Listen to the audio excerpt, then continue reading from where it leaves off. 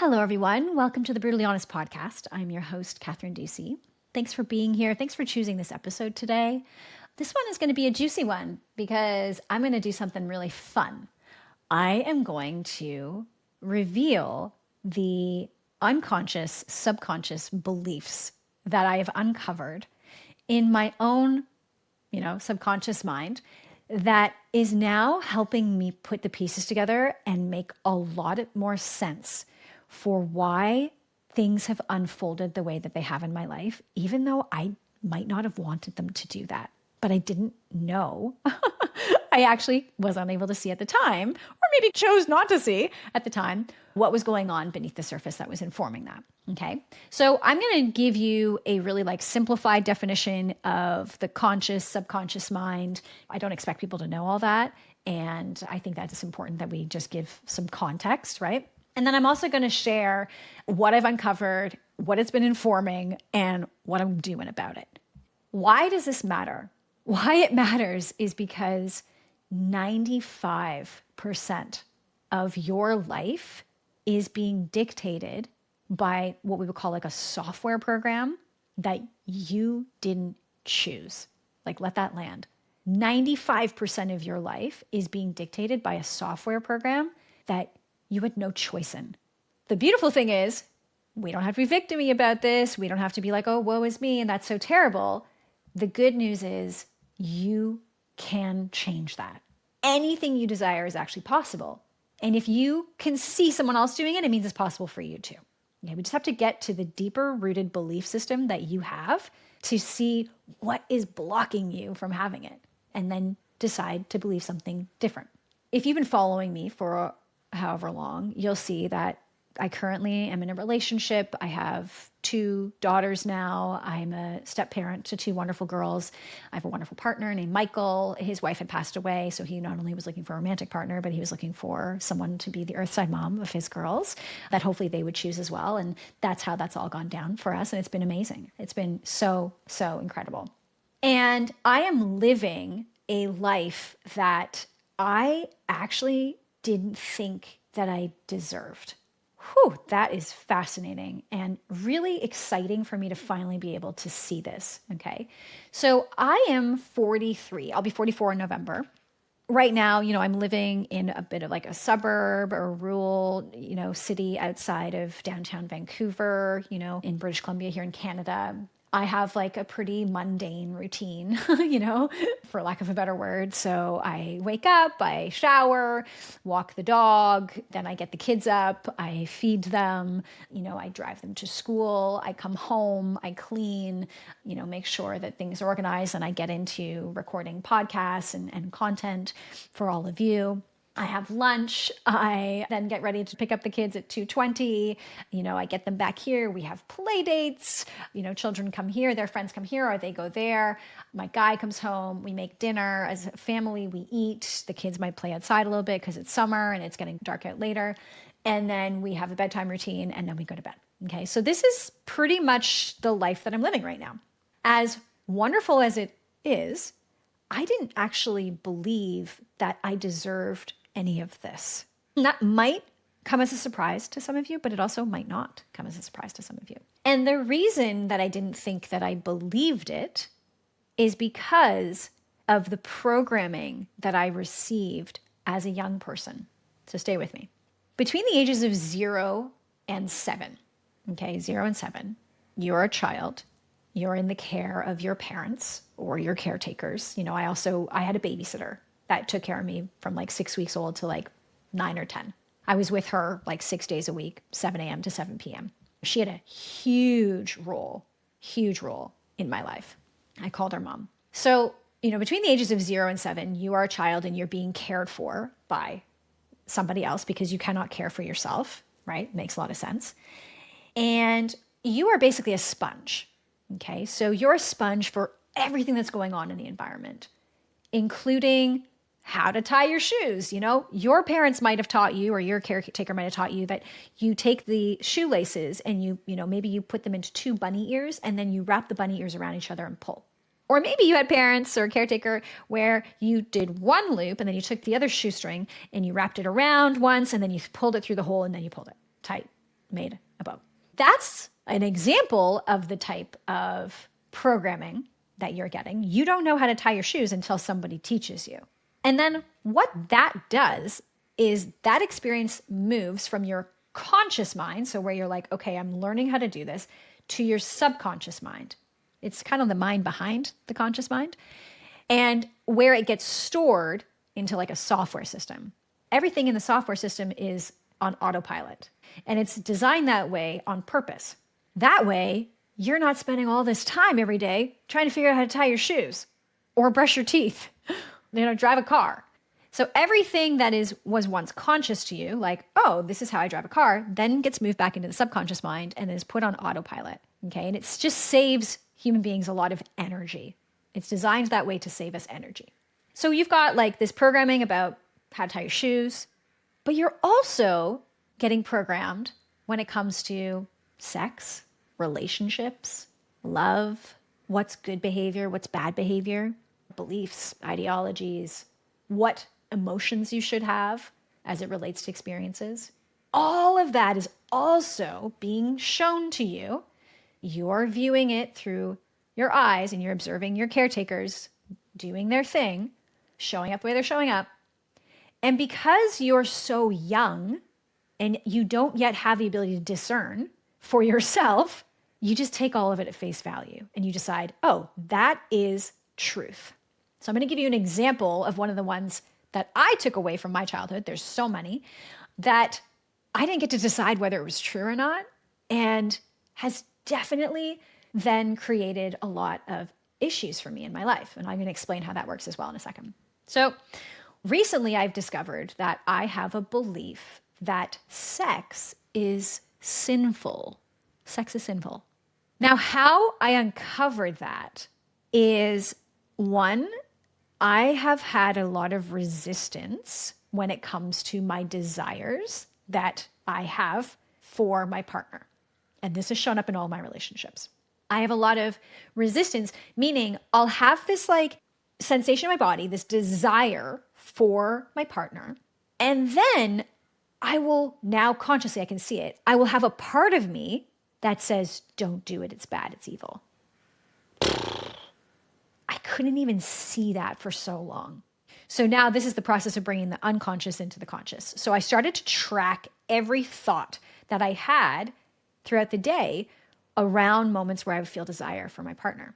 So I started to notice this very sneaky voice in my head that would say, don't do it, it's bad. So that started to happen and I went, whoa. Who's talking? What voice is this? Like, is that real? Right? Now, the thing about subconscious programming is oftentimes we don't take a minute to even question it. We're like, is that even real? Like, I know I just said that so nonchalantly. Most people won't even get to that point because the lens through which you're seeing it is also your made up false self. The made up false self that I have that believes that sex is sinful is also the one that's examining is that real? So that's key. That's important. So I started to recognize that there was like something going on here. And then what happened is I have two girls who are still very connected to their body. I hope that doesn't change. And very sensual and fun. And they like to explore and they like to use their hips. And one of them likes to hump the dog. Like, it's actually hilarious. We, as a family, think it's the funniest thing ever. That's just our family. But I also did notice that I think that when they are dancing sensually, that I need to put a stop to it and save them from themselves, almost in order to prepare them for the future, right? To make them good. So that behavior isn't happening because it is quote unquote sinful. Okay, so that also happened, right? So that came out of left field for me because I love the girls and I want them to have full freedom of expression. And in my conscious mind, I'm like, I don't care if the kids, move sensually with their hips or whatever it is. But then when it was happening, I noticed all of these feelings in my body and sensations. And it was really, really, really intense for me. Like, it was like a contraction, right? Because of course my belief system is sex is sinful, sensuality is bad. it needs to be repressed. It's dangerous, right? And so I'm then seeing the kids through that lens. Now, it doesn't mean that it's true, but it is the reality I've been living in. That's huge. It's the same thing like religion, by the way. You may identify as a Christian, and that could be your reality, but Christianity in of itself, it's just a belief system. It's not the truth. It's just a belief system that makes sense to you and that you feel good believing, assuming you do, right? I don't know if you've ever questioned that. But you in and of yourself, you're not Christian necessarily. There's just Christianity there. There's a belief. And you can choose if you want to continue to believe in what makes up Christianity, or you can choose to start believing in another religion. And that can be your reality, but doesn't mean that because it's a reality for you that it's the truth. Okay, so that's important. So I started to notice that there was a lot going on when it came to being surrounded by girls in, their sensuality, or, I've noticed a repeated pattern in all of my relationships where my sex drive starts to drop considerably, like month 3. And, it could be hormonal. Of course, it could be hormonal, but this has been since like the age of 20, even before that. Okay. The first time I ever had sex was when I was 18, and it was very consensual and it was very wonderful. And it was with a long-term boyfriend, and it was on prom. How cliche. I love it. So I happen to have noticed that like my sex drive often it kind of decreases a couple of months into my relationship, which is fascinating because now what I understand is the programming that I got as a child is that sex is sinful. And this was actually from my caretaker, my babysitter, who went to church, every Saturday, Sunday. And she, for all intents and purposes, she was quite asexual. Okay. Duh. Because her belief system is that sex is sinful.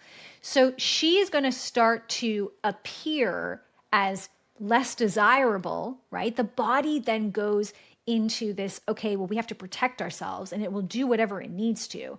So for her, she became this like sort of asexual looking woman. All right. And this was my influence. These were my role models when it comes to like femininity, sexuality, sensuality. Basically, do not lean into any of that energy. That energy is bad. Be very masculine. Back to what's happening for you as a kid. So between the ages of 0 and 7, basically you are being programmed. Not basically, you are. And you don't have a choice because you're not supposed to. That's not how that works. And then your job as an adult is to then observe, right, with a lot of compassion and a lot of love, all the things that are happening in your life that you don't want or you say you don't want, and to observe, okay, well, what do I believe that's informing what's happening in my life? Because everything that's happening in your life is coming from your subconscious mind. Everything. And so as an adult now, and as a mom, I'm realizing all of this stuff that was still living beneath the surface that I could not see. One of them being that sex is sinful, which is a belief I choose not to believe anymore. I don't want this. This is not mine. It's not even my babysitter's, guys. This has been passed on through centuries through the church, right? It's not even anybody's fault necessarily. Now we're in this period of time where more and more people are kind of understanding how this all works, and we're looking at it, and we're questioning it, and we're choosing to believe something that creates more in our lives, the things that we want, right? But it was all a part of the human evolution. We can't look back and be like pissed about it. You can't, because then that just puts you in a disempowered place, right? Same thing with your parents. I mean, you can if you want. You can look back at your childhood and be like, screw them, they really messed me up, and now I'm all messed up because of that, and I'm not getting what I desire and what I want, and it's all their fault. I mean, you can totally do that. I did that for a bit. But all that does is it keeps you stuck in this disempowered place, right? Where maybe they're carrying on with their life and everything's fine, and you're the one who's not getting the job you want, or the relationship, or the body, or the health, or whatever it is. So sex is sinful is one of the ones I've uncovered. Another one that I've uncovered is that you must break the will of children. You must break children's will. Nuts. Had no idea that this lived inside of me. And how it started to show up is a couple of months into being a new mom, I felt this resistance around my children expressing themselves, having different opinions, challenging me, not following my agenda, being spontaneous. I felt this like, stop it. Don't do that. Your autonomy pisses me off. You're supposed to be seen and not heard. You're supposed to be seen and not heard. You will do as I say. And also that I have to save you from yourself, right? I have to prepare you to be a good adult. So I had no idea that this lived in my programming. And, it was all conditioned into me between birth and 7. This was exactly how my babysitter saw the world and exactly how my parents saw the world. And that informed how they raised me. And, it was definitely, I was raised in an environment where it was like, spare the rod, spoil the child. They believed in corporal punishment. I'm not pissed. I'm not pissed about it. I certainly have a lot of compassion for them. And I certainly know that my parents love me and my babysitter loved me and they did their best, right? And I've actually processed a lot of this at this point, so I can say that. And there was a lot of trauma inflicted on me, or I experienced a lot of trauma by being put in the corner, being spanked, being grounded constantly for things that I just naturally would do. Like I would make bacon and my father really didn't like that and he would ground me for a month. So this was the experience that I was having, and it came from conditioning, unconscious beliefs that had been imprinted on my parents, right? From their parents and their parents. Like this goes back generations because it also is informed and perpetuated by systems like the church. The church has had a lot of control over societal norms for centuries. That shouldn't be a surprise to anybody, come as a surprise to anybody. So again, not their fault. All right. Does it suck? Yeah, it totally sucks. It sucks for them because this is how they were raised too. This is the little petri dish that they were raised in as well, right? Where they were conditioned, same thing.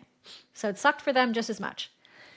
This spare the rod, spoil the child. You must break the child's will. That's what I grew up with. But I didn't know until children came into my life and these unconscious beliefs started to inform how I was viewing the world. So I'm looking at these children through the lens of, right? Through the lens of not the truth, but my reality, which is children meant to be seen and not heard. I am then taking action and behaving in a way that just reinforces that, right? So being rigid, saying no just because.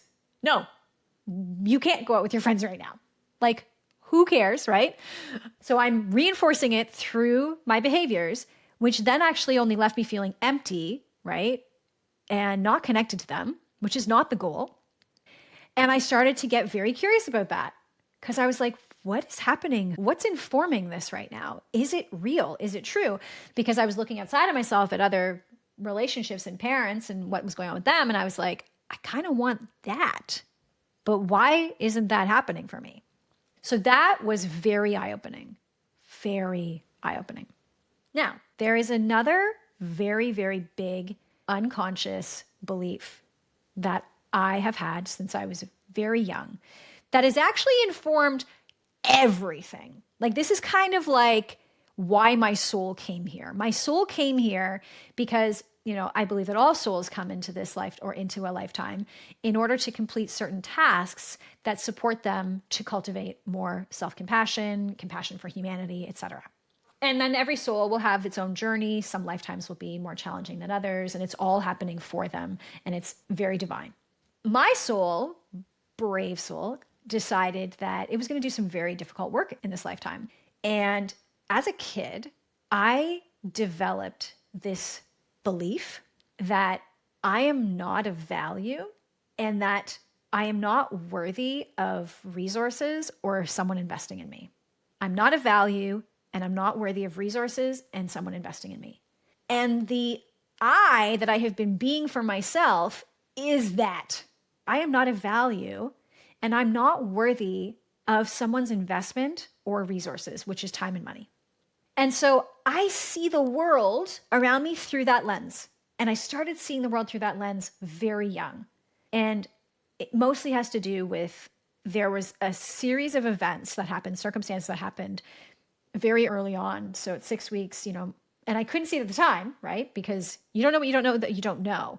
Everything just feels like a reality at that point. You feel like everyone's going through this. So I was 6 weeks old and my mother, she was working and her and my dad had a store, this really great fish retail store.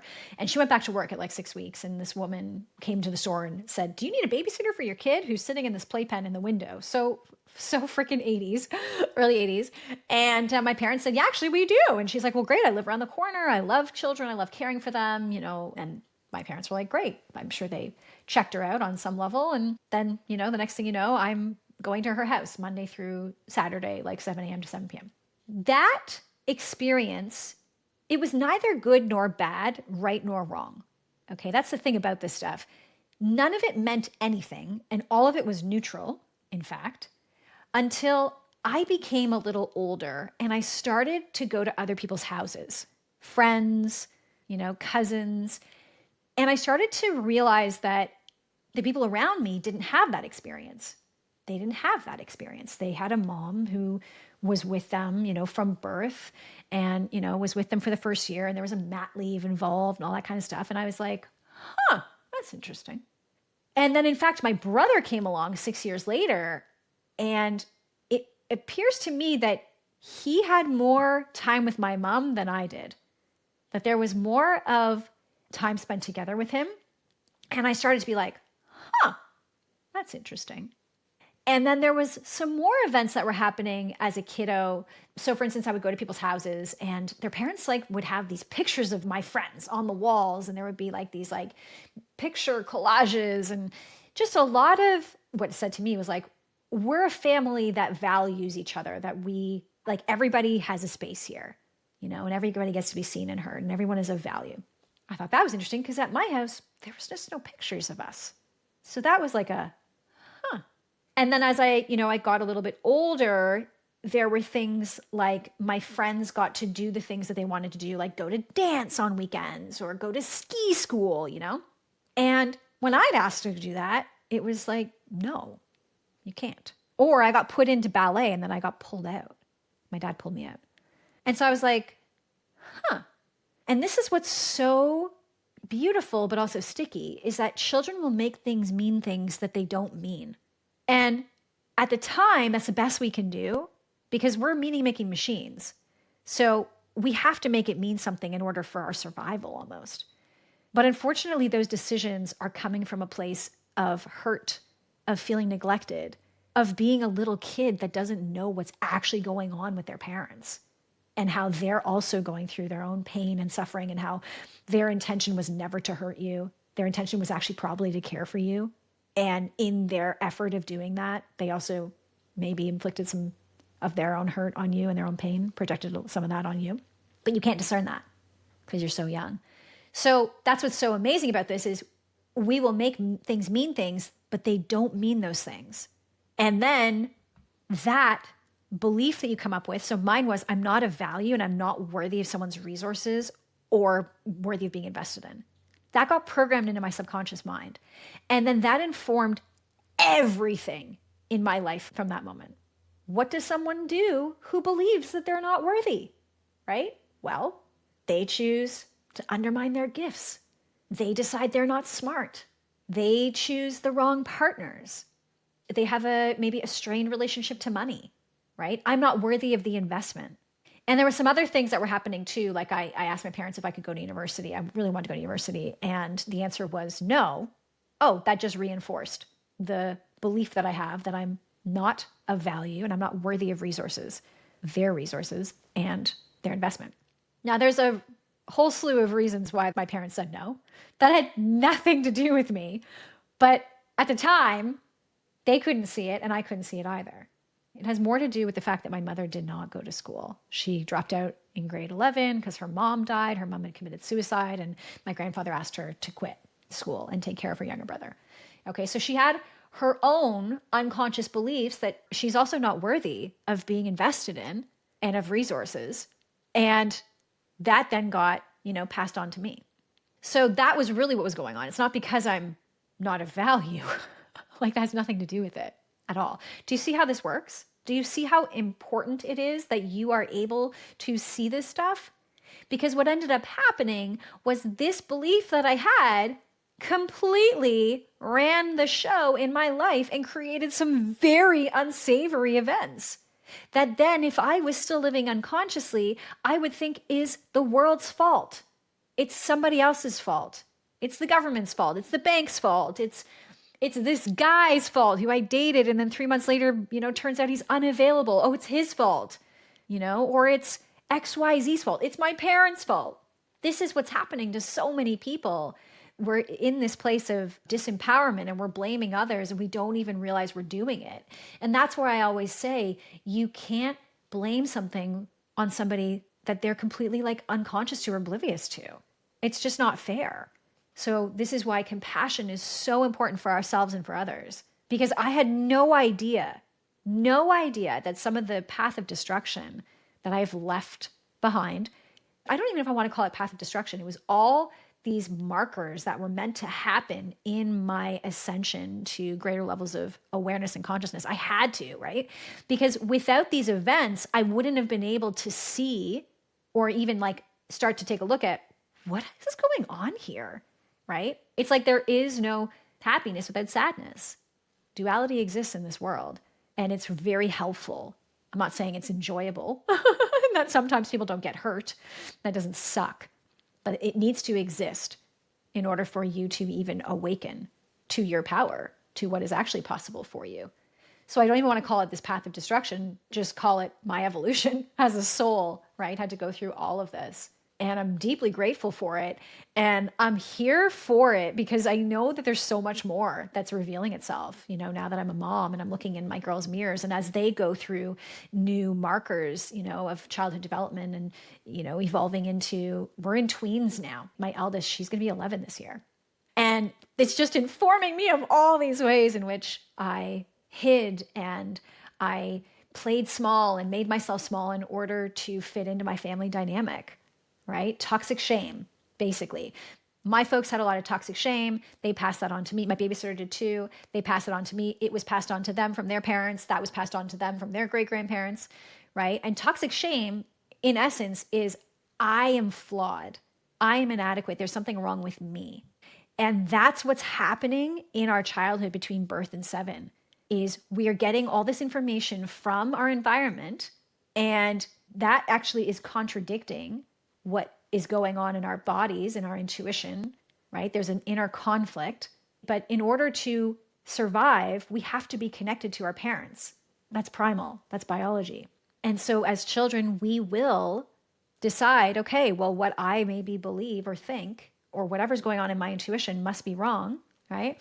And so I'm going to believe what my parents or my caretaker tell me.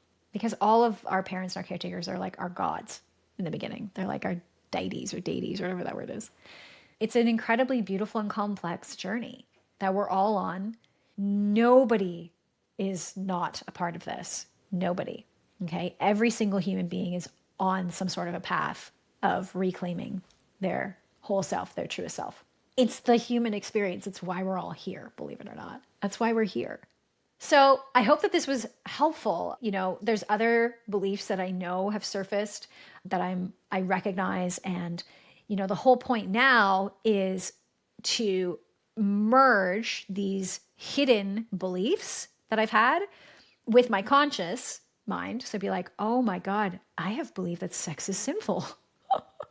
What is that? Where'd that come from? Do I even want to believe that anymore? Right? I get to decide that. And then to decide, okay, well, what do I want to believe instead? Because nothing is truth, right? It's all true, whatever you want to be true. And so what I would choose to believe instead is that sex is beautiful. It's magic. I think sex is magic is actually one that I really, really want to.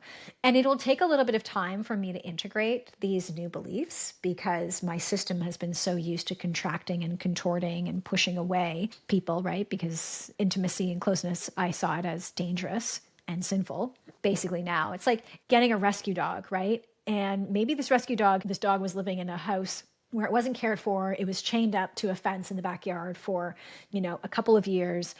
It was sometimes fed. It didn't get a lot of attention or love, and it just had to like fend for itself out there. It's like getting that dog, adopting it, and thinking, overnight, you're going to be able to love it into feeling better about itself and feeling safe. It takes time. Okay. So a lot of this work also takes time, which you've got to give yourself some grace. You got to give that rescue dog some grace. But over time, it does start to, let its guard down a little bit and let you close to it and trust again. So that's what I'm working on right now, is allowing, people to get close to me again, that it's okay, that it's safe, that I can trust it, that I can be trusted as well. So this is the beautiful journey that I'm on right now. I hope that this opened up your eyes to something really important that you are meant to see, or that you kind of like noodle on this episode for the next 24 hours, weeks, and that later on it unlocks something. How many times have I listened to someone, whether it's like a mentor or like a podcast episode or someone that I'm inspired by, and they've said something, and like a year later, I go, oh my God, I now get that.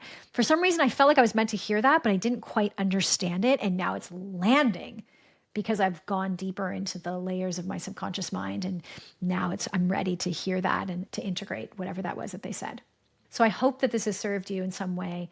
If you really enjoyed this episode, please share it with someone that you think, could get something from it. That would mean so much to me. And if you feel really called, it means so much to us too. If you leave a 5-star rating, those kinds of things help, because then Spotify and, Apple Podcasts, they'll see that and they'll push these episodes to the forefront so more people get to see them.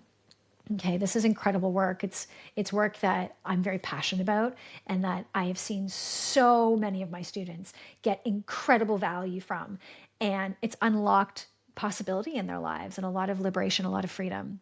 That alone is why I feel so incredibly passionate about it. And I'm doing this podcast, and I hope that you see the value as well and that it reaches more people. Okay. All right. Hey, and if you want, send me a DM and let me know, what kind of interesting beliefs are you carrying around, I wonder, that you've started to notice or that you've worked through already and was like, oh my God, totally aha moment for you. And you got to then, reclaim your true self and create the life or have the things that you really want on the other side of smoking out, whatever that was. I'd love to hear it. You can DM me at Kathryn Ducey or drop a comment at the bottom of the episode, and I'll talk to you soon. Little Johnny says goodbye.